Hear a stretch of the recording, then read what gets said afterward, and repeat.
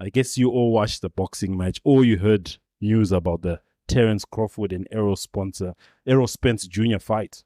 That was a good fight. TKO in the 9th round. 3 knockdowns of Errol Spence. I did send the highlights in our group chat. What are your thoughts about the fight, Joe? Oh, the fight was heavily charged, and I felt like Terence was quite one of those undisputed because of his speed and accuracy. Man, that guy was in trouble. Terence is on fire. Yeah, man. Terence, 40-0 now, undisputed in 2 different weight classes, holding 4 belts. And I think something about the WBO, when a WBO champion is there, I think it's a better championship division or a belt division. In my perspective, you've got Tyson Fury, who's the WBO heavyweight. Terence Crawford was the WBO champion. He had only had 1 belt. And looking at the other trends, with all the resistance between Tyson Fury, Alexander Usyk to sign, you'd feel WO heavyweight fighters or champions appear to be much more better. Tinas, did you enjoy the fight? Enjoy the highlights? I didn't get to watch the fight, but I only got into it like towards the end. So I didn't manage to see the knockout and all of that. But who was that guy he was arguing with? There's a time that he knocked this guy down. I think it was the second knock. And then he was arguing with somebody in the background, in the crowd.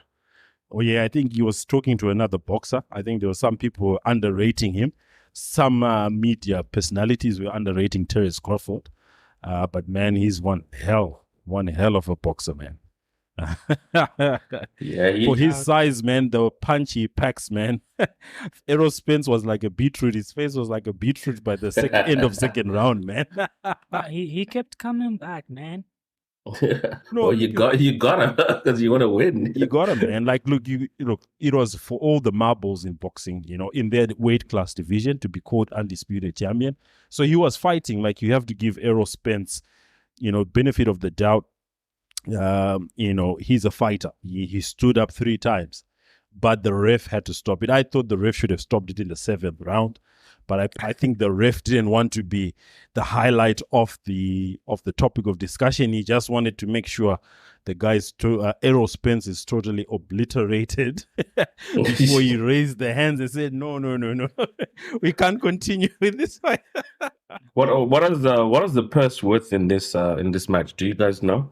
No, I didn't have a look at the purse, but we can investigate into that, or we can get our listeners to put that on their comments, on a YouTube, YouTube channel. They can put their comments there. On our Facebook page, they can put comments. Even on our Twitter, they can put comments of what the Errol Spence Terence Crawford fight was. So all our handles are Amagentz Podcast on all these social media platforms, on YouTube, Facebook, and Twitter at Amagentz Podcast.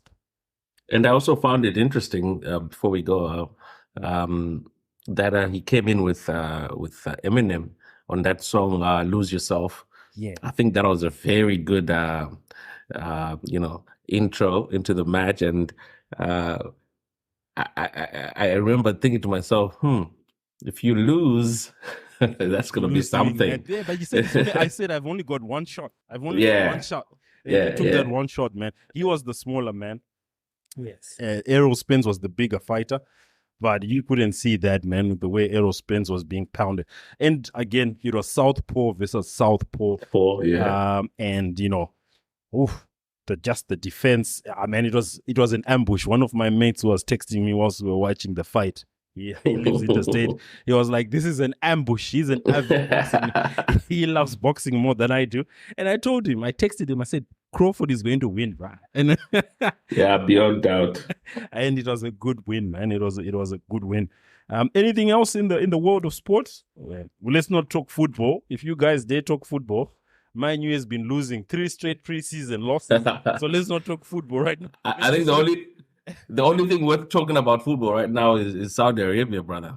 Yeah, man. And to note, we're looking at. I was looking at a post that was on Instagram.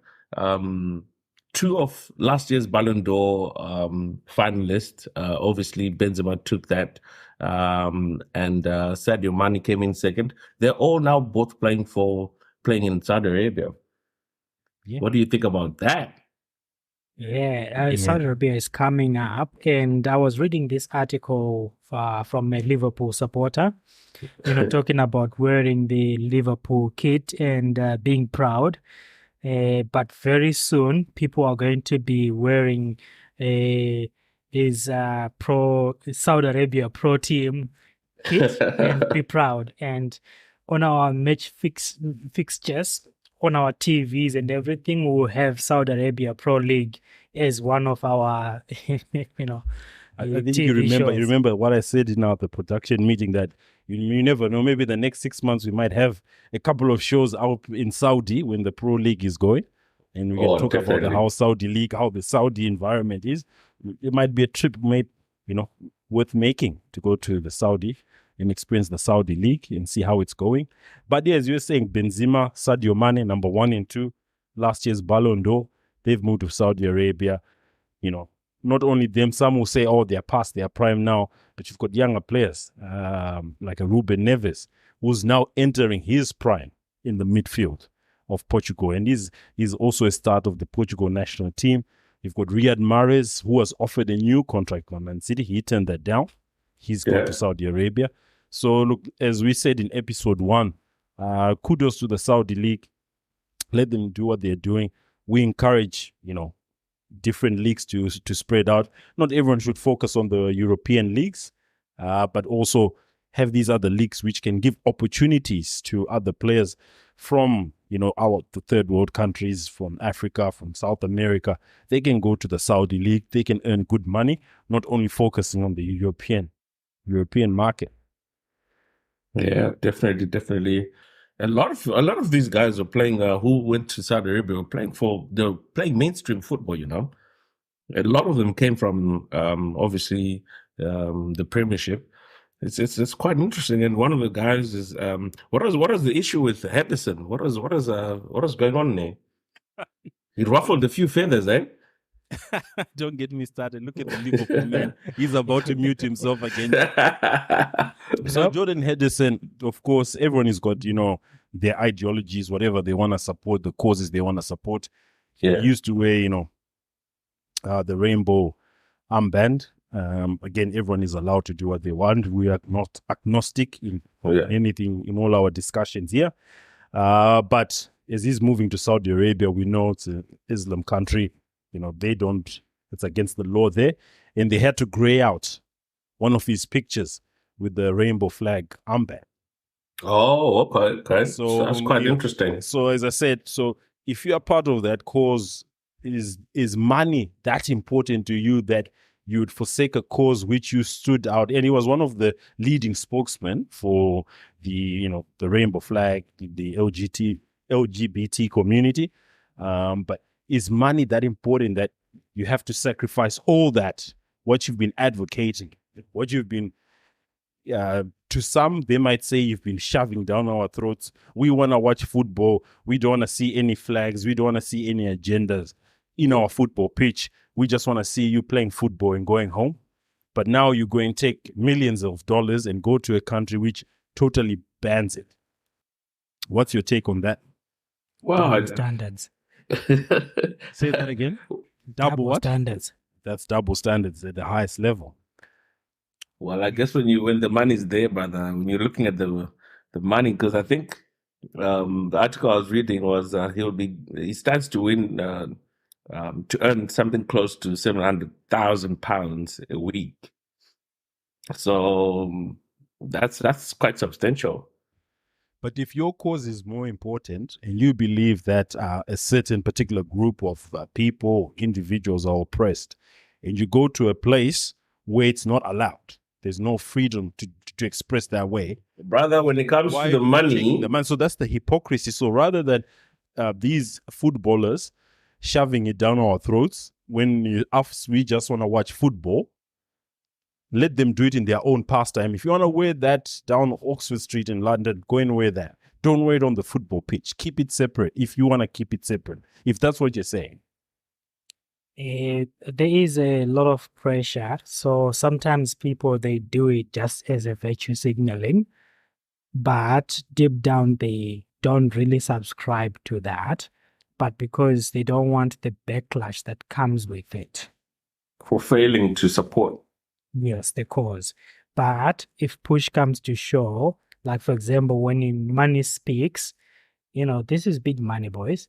When money speaks, you throw that cause out through the window faster than it can.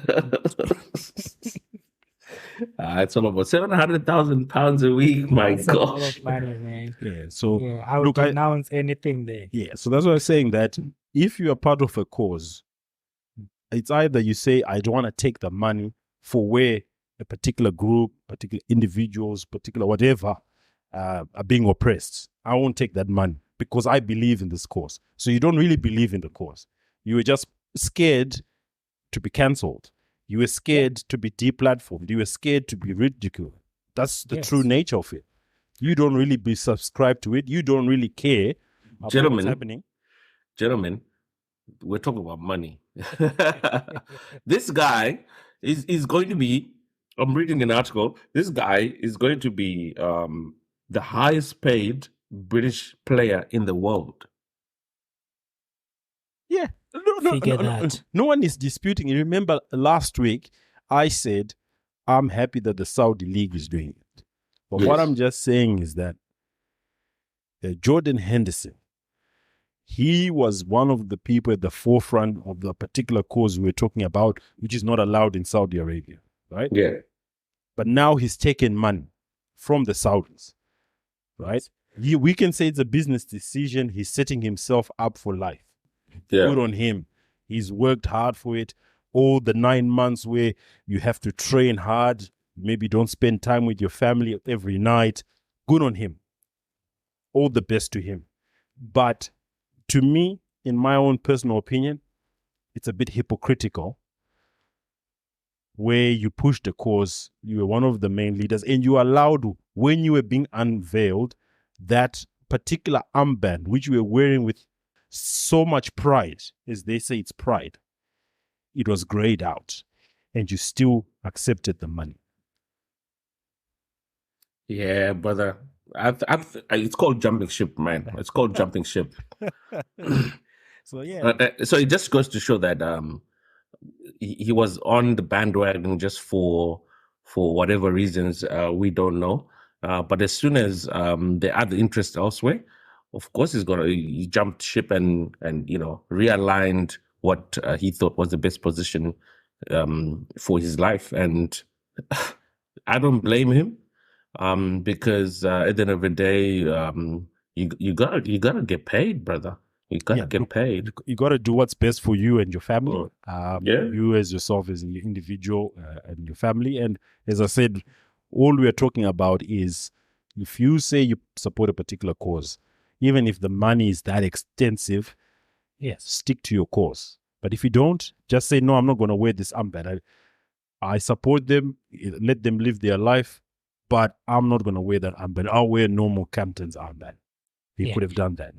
Yeah. For example, you see, I can support the cause, but this is an opportunity cost. Oh. If I let this opportunity go, supporting this cause will not even bring a dime, 100th of that opportunity. Yeah. Look, we're in all some sort of agreement.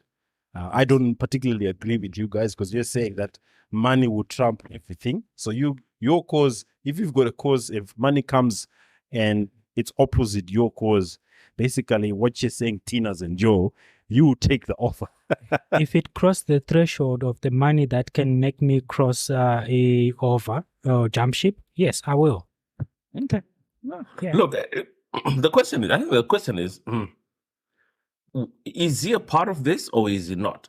Because if he's not, then he's just plying for other people's causes.